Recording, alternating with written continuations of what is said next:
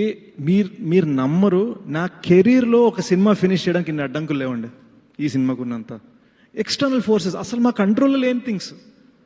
ఎక్కడో పొరపాటున ఈ డ్యామ్ రోడ్ మీద మీకు ఓన్లీ హాఫ్ డే పర్మిషన్ అంటే ఆ హాఫ్ డేనే వర్షం పడుతుంది.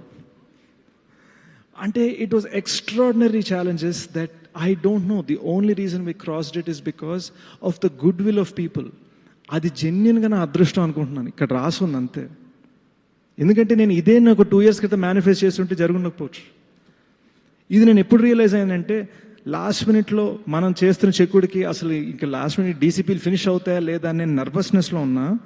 రేపు ఇప్పుడు మార్నింగ్ సబ్మిట్ చేసేయాలి, ఓవర్సీస్ కాపీ సబ్మిట్ చేసేయాలి. నైట్ అంతా నేను శనిల్ కూర్చున్నాం, నేను మిక్స్లో కూర్చున్నా, శనిల్ డిఐలో కూర్చున్నాడు. విజువల్ తను బాగుండాలని, సౌండ్ నేను బాగుండాలని.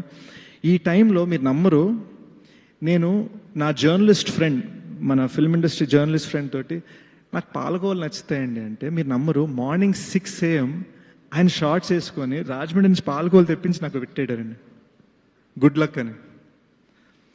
This doesn't happen unless there is a certain amount of goodwill, and that goodwill happened because they know మా ప్రయత్నం అనేది జెన్యూన్, ఆనెస్ట్, అండ్ అది ఎప్పటికైనా ఉంటుంది.